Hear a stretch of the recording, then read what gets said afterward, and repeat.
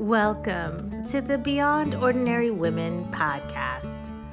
Every 2 weeks, we post podcast versions of one of our free training videos, or you can access our videos now at beyondordinarywomen.org. Enjoy the podcast. Welcome to the Beyond Ordinary Women podcast. I'm your host, Kelly Matthews, and today I have with me Dr. Nijay Gupta. He is a professor at Northern Seminary and a prolific author. Welcome, Nijay. Hi, Kelly. Looking forward to our conversation.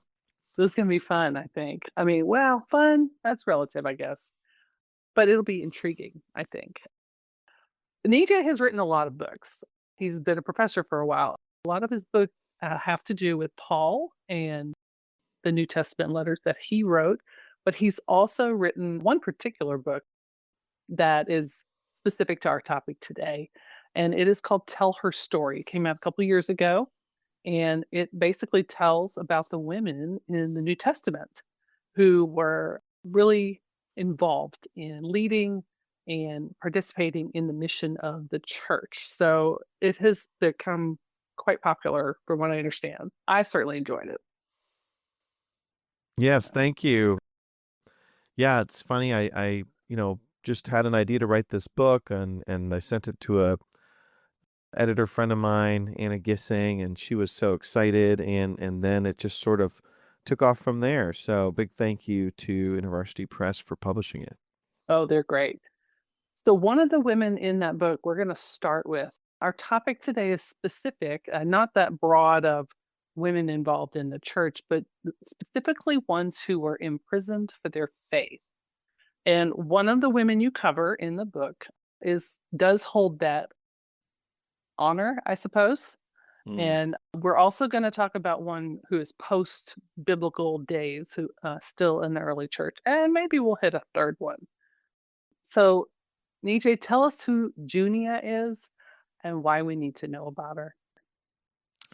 Yeah, a lot of my work on this subject owes a debt to Romans 16, which is the last chapter of Paul's big letter to the Romans.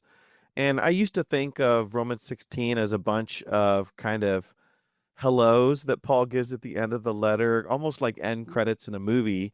And you sort of get up, you don't pay attention, you leave the movie theater. And so I had a friend in seminary who actually memorized the whole book of Romans. And he asked me, "Oh, should I memorize Romans 16?" And I said, "You're at the end, just finish it off." But there's that sense if you're preaching through Romans, you kind of have so much to work with just in the first 4 chapters, let alone if you Right. get to chapter 11, let alone if you get to chapter 15, that I don't know if I hear very many sermons on Romans 16. But what's amazing is in Romans 16, you have dozens of names mentioned, people where they say, greet so-and-so, greet so-and-so. And actually, it's hard to tell who might be a man's name and who might be a woman's name, like Persis, Tryphena, Tryphosa, some of this stuff. They're just names that are unfamiliar to us. But right there in Romans 16, verse 7, you have these two people, Andronicus and Junia. Now, we probably won't get into the entire controversy, but there's been a long-standing discussion about Andronicus we know is a man. And Junia sometimes appears with an S at the end of her name. Now, if you open up your Bible and you look at Romans 16:7, and Junia has an S at the end, that means that the translators intend for us to think this is a man's name. And if it has an A at the end, then it's intended to be a woman's name. Well, skipping over the whole controversy, Yeah. the vast majority of scholars agree that this is a woman. And it's interesting when you read all the details. At first glance, it doesn't appear to be all that important, but when you really take stock and understand exactly who this person is, Andronicus and Junia are actually very, very important. We learn a few things about them. One, it says that they're Jewish, which is interesting because Paul has kind of a tendency to have a special appreciation for his fellow Jews who are believers in Christ and leaders. Secondly, it says that they're in Christ before Paul, which means they became believers before Paul. He became a believer pretty dang early. Right. Yeah, So they've been that around a says, while. yeah, it says something special about them. I get the sense that they could have been either part of Jesus' earthly ministry, which is amazing, before he died, or perhaps they were commissioned during his resurrection appearances. We learn about that in 1 Corinthians 15, Book of Acts, chapter 2, 1 and 2. And then two more things it says. One very well discussed and known, and the other not so much. One is it says they're prominent, noteworthy among the apostles. Now, that could be taken in two different ways. It could be they're taken as noteworthy to the apostles, but they're not apostles. Or it could be taken that they're noteworthy among or as apostles. Now, there's been cases for this and that. I won't go in the whole controversy, but what I will say is I think that taken as noteworthy as apostles is the more natural reading of the text for me. And it's what was assumed by Greek-speaking theologians of the church after the New Testament until the medieval period. I think 99.9% of them just took for granted that these two were apostles. Now, we have to change what we think about apostles in terms of categories. There were the big A apostles, which were the 12 minus 1 plus Paul. Right. And then you have other folks that counted as apostles like Barnabas and Mark and others. So we think maybe there were even hundreds of apostles because they're people that Jesus commissioned for ministry. And we learn that he appeared to hundreds of people. He could have commissioned them for ministry. So I think of an apostolic community. Okay, last detail, and this one gets ignored. It says they're fellow prisoners with Paul. And very few sermons talk about this. Very few commentaries talk about this. But as I was researching for my book, this is a huge deal because Paul kind of takes pride in being in prison for the Lord. And it's a kind of place you don't want to be. And it's a kind of thing where one thing I say about Junia, because thinking about women in the early church, whenever I talk to churches, just to kind of get their imagination going, she had to be in prison long enough for Paul to commend her, so it's not like overnight, but short enough for her to live. Think about that. True. Okay, so a couple years ago, I got to visit Italy, and we went to, what's it called, the Maritime? Is that it? Mamertine, yeah. Mamertine in Rome, and it's the prison where traditionally Paul was housed. Sure. Yeah. And so, they let you go down into it. It's a carved out hole in a rock with a tiny hole at the top where they would let people in. And so you think of men living there. I mean, I want to say maybe 30 people could be crammed into that space, like without personal space. It's horrible. Like, we wandered in, and you look around, it's unimaginable by today's standards. And then you think of women being in there when, and just the further dangers that they would have encountered. So yeah, this was no easy stint, in the local clink. Yeah, absolutely. So, one of the problems with Bible translation and reading the Bible is we bring to the Bible certain assumptions, modern assumptions, because we just assume it was like the same now as it was back then. So when you hear jail or prison, you kind of think of what jail or prison is like in America today, and it's really not like that at all in the Roman world. So let me make a few clarifications based on what I had learned about Roman prisons. So when I was in elementary school, we went on a field trip to the local jail in my small hometown. And I don't remember much about it, but I remember two things. I think this wasn't what I was supposed to have learned from this. Number one, they had lollipops. I remember that. And number two, they had cable TV. Oh boy. Yeah. So today we differentiate between jail, which is kind of short term, more minor crimes, and then prison, which is a bigger deal. In the Roman world, they didn't really have jail. They really just had prison. And when I think of prison today, I think of like the Shawshank Redemption, or I think of Alcatraz, where we went to Alcatraz not too long ago, my family, and you have these individual prison cells. And as you kind of hinted and noted, that wasn't what Roman prisons were like. There were a few like prisons that were built as prisons in the Roman world, like the one that you mentioned. But in many cities, there weren't official prisons. They would just recommission another building to be a prison. And they really didn't have individual cells. You wouldn't be in a cell by yourself unless you were like a special person of interest that they wanted to make sure didn't die. So really you would be, and what we get from some of the ancient sources is, you kind of mentioned this, is you'd have a room that fits 10, but they'd have 30 in there or 40. So we actually don't have a ton of information about it, except maybe some like fiction things that kind of ramp up the drama. But what we learn about it is poor ventilation.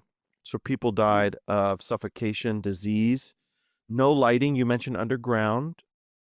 So they don't have artificial lighting, obviously, unless they have like a torch or something, which they don't want to give fire to the people. People are chained. We know that from the New Testament. But here's what's really interesting. Men and women would not have been separated. And I always thought, oh, they have a women's prison, they have a men's prison, because we do that in the modern world. But they didn't.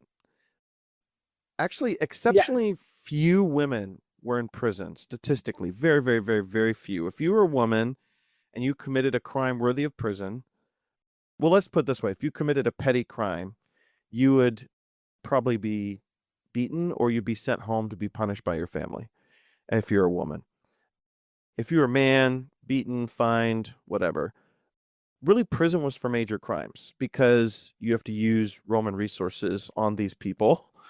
And prison wasn't an end in itself. Nobody was given life in prison. You could be life exiled. Ovid was exiled, John of Patmos.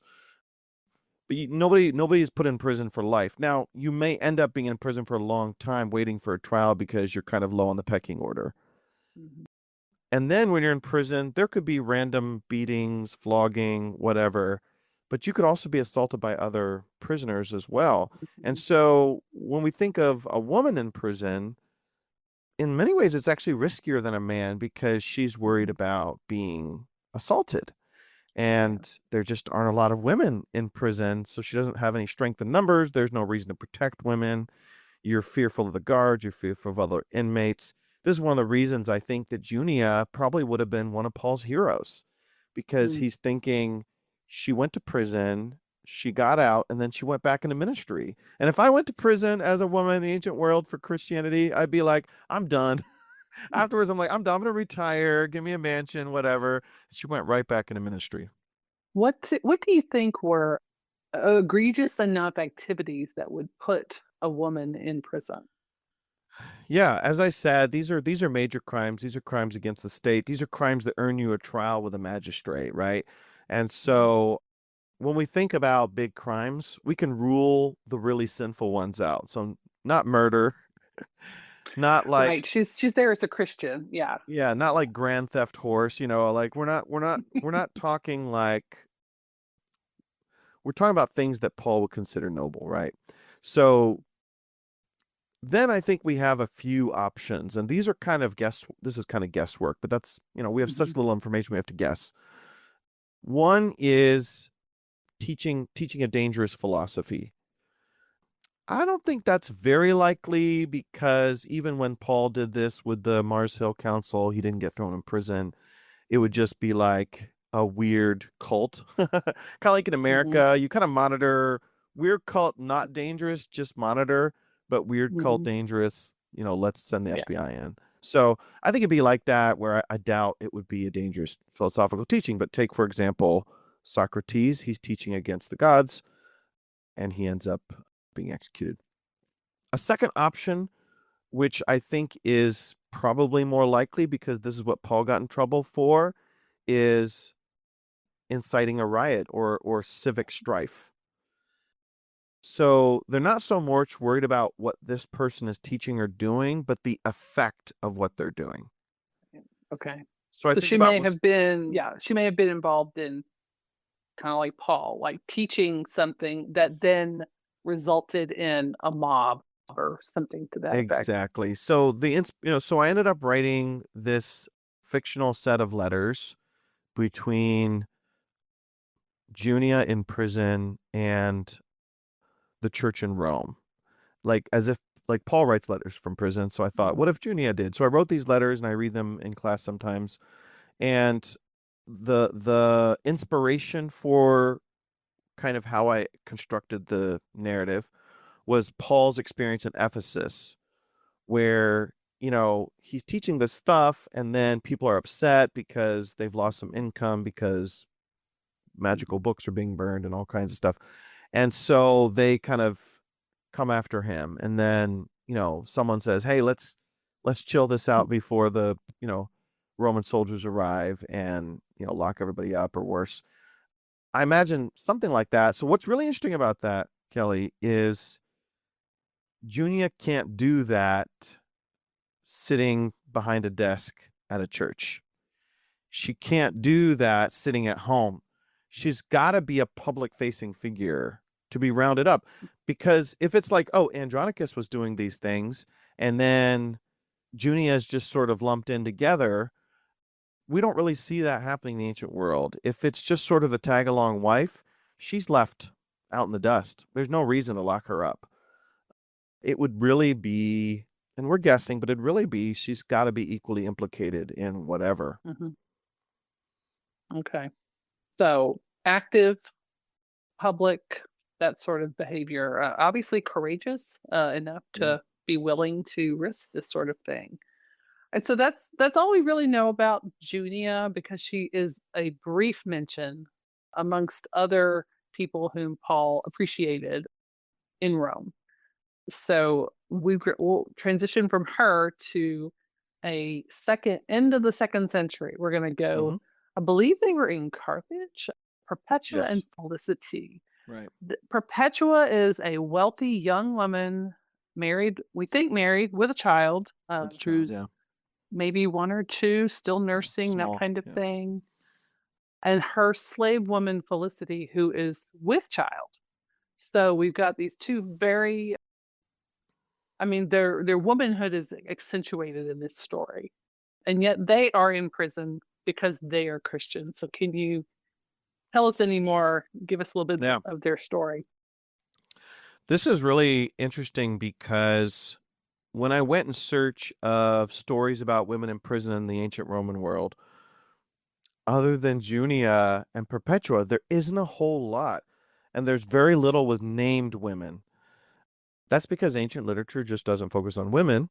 And especially when you get into the Roman Empire, there just aren't these kinds of stories. So even modern Roman historians, classic scholars have to rely actually on the diary of Perpetua for most of what we learn about women's experiences in prison.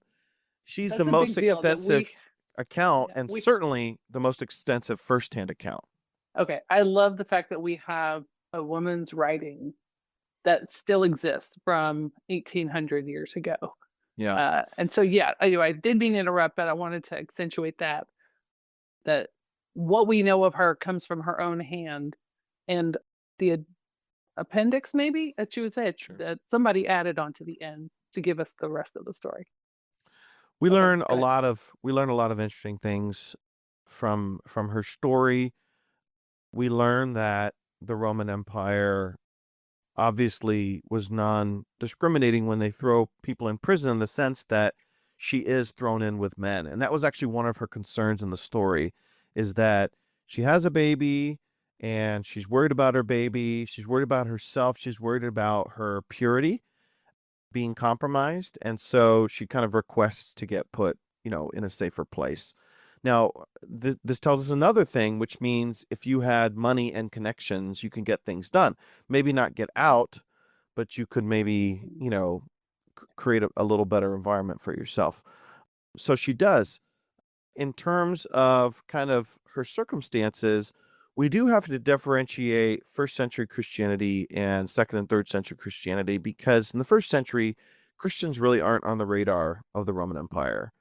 It's this upstart, cult cult meaning new religious group, and they weren't really calling themselves Christians until the end of the first century. They would be mistaken for kind of an offshoot, kind of a subcategory, let's say, of Jews, zealous Jews for this person named Jesus. When we get to Perpetua, we have to think in terms of like now Christianity is a thing that the Roman Empire is aware of and concerned about, because the Roman Empire was pretty tolerant towards new religions or foreign religions, as long as they kind of respected the Roman way. And I just want to pivot really quickly to the story of Polycarp. So Polycarp is a 2nd century Christian leader who, gets on the radar of Rome, and they arrest him. And it's really kind of a funny story. If you read the story of Polycarp, it's really enjoyable. He's super old. These police arrive at his house, and he's like offering them food. And then he's like, they're coming to take him, and he's like, I need to pray. And they wait for him to pray, and it's really entertaining. And then he gets taken to the Colosseum. And there's a really interesting moment where, the emperor says, you have to swear by my genius, which means by the spirit of, the emperor, and say to the other Christians, away with the atheists. And Polycarp turns to the pagan crowds and he says, away with the atheists to them instead. And then Caesar's like, burn him up, let's kill this guy. and it's this, there's this story that's often retold of these heroes kind of dying peacefully, even though they're being tortured, et cetera, et cetera. Similar story with Perpetua, where they weren't necessarily going out looking for Christians, but by this time they are concerned with a cult that is so anti-worshiping the Roman gods, the Roman emperor, and that sort of thing. But what's really fascinating, and I don't know that you know this, you wouldn't have any way of knowing this, Kelly, but I'm writing a follow-up book to tell our story. You may know that. And actually the first chapter is about Perpetua. Oh, perfect. Here we go. And what I say, so I'm leaking some of this. So don't dump tell it anybody. all. Go. Let's hear it. I'm leaking some of this. So the second book is going to be about women prophets in the Bible. And the hook for the idea is in the Roman world, you definitely had a hierarchy of power, and women were lower on that hierarchy. However, there was a loophole, and the loophole was prophets and soothsayers and oracles. I mean, these people basically operated independently of power systems because they had a direct line to God or the realm of the divine. And so all that to say, it's focusing on prophecy. Now, I consider Perpetua a prophet, but I'm defining that pretty broadly because she could compel visions from God at will. So the hook for my book, the very beginning of it says, did you know 3 women were wildly famous in 2nd century Christianity? Wildly famous, celebrity Christians. One was Perpetua, and 2 were actually heretics, but they were women part of something called the New Prophecy, which is the Montanist movement.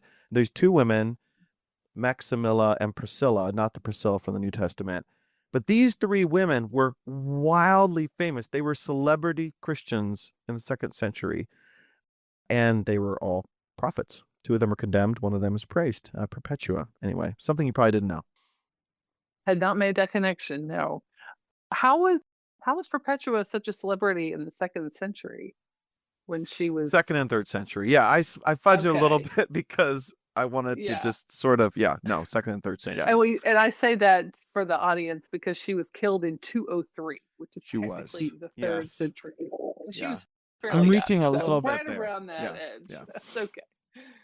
So she's in prison. She's got her slave girl with her. They're both condemned to die in the arena, which was a favorite way for the empire to get rid of their dissidents, that kind of thing. Tell us a little more about Felicity's experience. It would be odd to put a slave in prison. Slaves were expendable, and so you wouldn't waste government resources on a slave. No matter how educated they were, no matter how. So I think this must be a special circumstance. The special circumstance being they rounded up a group of catechumens, which means they were in training. And so she must have been lumped together and somehow kind of was just taken as a package with these other Right. catechumens. I'm honestly not as familiar with Felicity as I am Perpetua because of the work I've been doing lately on Perpetua. But it would be odd. I mean, what these stories reveal and why they were passed down from generation to generation is what people were willing to do for the sake of their Christian faith. And what tended to rise to the surface of popularity was the more extreme examples: imprisonment, martyrdom, speaking out against authorities. But I think there is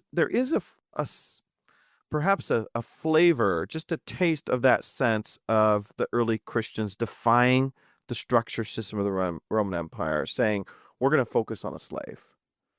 We're going to Mm, focus on a woman slave. We're going to focus on a pregnant woman slave. If there's someone that you don't send into mhm. battle in the Roman Exactly. Empire, but Yeah. obviously today, you don't send a pregnant woman. Even now. Yeah. Yeah. Into battle. And yet this is what the early Christians were saying is, we don't do what other people do. We are willing to risk everything because of our passion for Christ. This actually reminds me of a story. This is getting a little bit nerdy and in the weeds here. But it reminds me of a story from the era of the Maccabees. So the Maccabees were these freedom fighters that were fighting for the sake of Judaism in the 2nd century BC, and they were fighting off a tyrant named Antiochus. And there's all these stories about heroes, and one hero is this mother of 7 sons. And this tyrant is trying to do everything to get these people to recant their faith. And one of my favorite moments, I want to say this is in 4th Maccabees, but I don't remember exactly, is they say to her, like, we're going to kill your children, and then we're going to kill you. And most of us would say, don't kill my children. And she says, as horrible as that would be, I stand by my faith. And then they're like, we're going to gut you. And she rips out her own intestines and throws it at them and say, take my intestines. Now, the fact that that's a woman in that story, in the 2nd century BC, this is before Jesus, is fascinating because you just don't see stories like this. You have the Amazonian women, the Greek, Yeah. you just don't see stories like this. And both in early Judaism and in early Christianity, you have stories of these incredibly daring, courageous, literally death-defying, in the sense that they survive. They're experiencing, pious transcendence while they're being martyred. You have these women of the faith in our stories. Yeah. In the 2nd century, right before Perpetua and Felicity, about 25 years before them, Blandina is another slave woman who she was outside of Rome, more over in Gaul, modern day France. She again was sent to the arena. There's a whole story about her. And she pretty much laughed in their face, like, fine, do your worst. And she was there with mostly men who, Yeah. again, rounded up with her. And her courage inspired the men to die honorably. She lasted till the end. Apparently, the story goes that she ended up being crucified. They just stuck her on a pole right there in the arena. And the image that reminded them of Christ so much, like that Mm. was an inspiration to the people in there. And so her story has lived on because one of the things that these women are showing that is anti-cultural or countercultural, as we would say, is that the virtues in Rome, as you well know, were gendered, and courage was male, strength was male, honor was male, and there were ways for women to show that, but it was not their dominant. They had piety and other sorts of virtues assigned to them. But what these women are showing us is that no, courage can be female too. Courage, strength, honor, they're just human virtues. They're not Absolutely. gendered. And that all of these women displayed these virtues because of their faith in Christ really brings honor to him and also inspires the rest of his followers. Yeah, you're absolutely right, and I'm certain that these second, third century accounts go back to the Old Testament and women like Moses' mother, Mm, women who courageously saves Moses' life, Moses' sister, who follows yeah, she's from the smart. movies, Hmm. Yeah. Miriam, who follows the little boat, and makes Uh-huh. sure he's okay. The courage of the Egyptian princess who takes in this child, the courage of the midwives Mhm. who are protecting, the courage of Rahab, who hides these spies at the risk of her own family. You have this over and over and over again. Shout out to my colleague Ingrid Farrow Yeah. and Joy Dalrymple, who co-wrote a book coming out called Redeeming Eden, which show women at strategic points in the story the Bible tells of salvation. Fantastic book coming out this year. And then in the New Testament, I think we do see this pattern of courage. I think of, for example, Mary, the mother of Jesus, showing up to the cross. Mhm. I've Yeah. talked to numerous historians about this. We don't see a lot of women Mhm. There was a whole standing in group front of of them. crucifixions in Yeah. normal Roman accounts. It's not a place where you would find, it's not a safe place. And to have Mary there and have these other women there when the men were actually hiding, it says, strike the shepherd, the sheep will scatter, is interesting. You have that courage. You have Mary Magdalene. You have, you have Yodi and Syntyche in Philippians 4, where Paul says they contend or fight side by side with me for the faith of the gospel. I mean, they got to be doing really risk-taking, really dangerous things for him to use that language. He's using Mhm. language of battle when he's doing that, and so he's saying these are warriors. Good point. Yeah. I think the language that we have in our New Testament, Old as well, the words become common to us. And so we gloss over them and don't necessarily see the connection of what was the significance of the of using that word to describe these people. Coworker is another Mhm. word he uses for Yodi and Syntyche, and he uses that Absolutely. same word with Timothy and Yeah. Mark and Yeah. those sorts of Apollos. Yeah. guys. Yeah. So yeah, so women in the early church and biblical times and beyond were just as courageous, just as Yep. active Risk taking. in spreading the gospel and defending Christ and just living for Him in really extraordinary and dangerous ways, specific to these women who were experienced prison and sometimes martyrdom. So yeah. I remember coming across kind of by chance. I was reading St. John Chrysostom's homilies on, I think it was Colossians. You're a And nerd. I know, occupational hazard.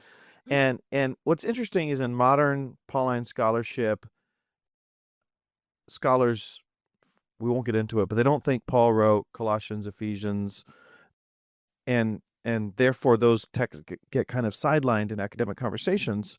That's not what I think, but that those ideas are out there. Mhm. And if you go back to Chrysostom, he didn't talk about authorship issues, but he says the prison letters are more precious than the non-prison letters because Paul Paul courageously wore the bonds of Roman imprisonment, and in those moments his thinking would be clarified about what's really important. So Chrysostom goes on this whole sidetrack of saying, "Blessed be the bonds. Blessed be the bonds that Paul wore," and he wishes he could kiss the bonds. He wished he could wear the bonds. There's this whole idea of like suffering for the name, right? We get this in Philippians 1. It's been given to you as a gift, not only to believe in him, but to suffer for his sake. You have in the book of Acts where they were praising God when they left prison, counting it an honor to suffer for the kingdom and so forth. And I think Paul would have had a special circle of honor for people that went to prison for the gospel. And he had a special respect for them. You know, I take a line from Hamilton, dying is easy, living is harder. It's one thing to die for your faith. It's another thing to face the shame and torture, literally. And uncertainty of will I ever get out? Uncertainty, Yeah. degradation, anxiety, all of it, of imprisonment. I think it'd be worse for women than men. And so for someone like Junia, I mean, Andronicus faced the same things, and we should acknowledge that. But for Junia to do it means that she has to realize she belongs to Christ. Her life is not her own. Yeah. And she's called to, as Paul says, not to live for themselves, but for the one who died and rose for their behalf. That's what she was doing. Like you said a minute ago, when you read the words, the suffering, in the scripture, I think that as, 21st century people, we think one thing of suffering, and often we just think any confrontation is suffering or any Right. pushback. It could be real weak, or it could be some actual, I lost my job versus, or I lost a relationship, actual suffering. But the stories of the physical and the life threatening and the just your whole life could fall apart because you chose to stick with Jesus. You were aligned with him. Your faith was in him. You're Team Jesus, not Team Caesar. It made a huge difference in how your life went forward. And every person that we're talking about, basically they are witness to say, well, Jesus is better, even though it might not look like it right Yeah. now. Jesus is better. That's my new catchphrase. I love it. I stole it from a friend of ours. But yeah, I appreciate your insight, the historical perspective that you bring to us. I can't wait for your second book. This next one that's coming up, not your second, just your next one. So yeah, maybe if you have a title, we will put that in the show notes, or you can tell us when to be looking for it. Okay. It's tentatively titled, IVP does a great job with titles, but right now it's called God Spoke Through Her. And hopefully late 2026 or early 2027, these things take Okay, time. year and a half. Okay, that sounds good. Well, thanks for being here. This will be a great addition to our library. Beyond Ordinary Women has plenty of resources that are free to access for anyone who's teaching or leading women. And we even have some that relate to the early church and these sorts of themes. So thanks for being here, Nijay, and we'll catch you again soon. My pleasure. Great conversation. Appreciate it. You bet. Thanks for listening to the Beyond Ordinary Women podcast. You can find more podcast episodes and other resources for leaders by going to beyondordinarywomen.org. This podcast is produced by Beyond Ordinary Women Ministries. Our production team includes Diana Anunda, Evelyn Babcock, Kay Daigle, Sharifa Stevens, and Deborah Herring. The theme music, Back in Stride, was written by Don E. Miller, produced by Glenn W. Cranford, and used courtesy of Christina K. Miller.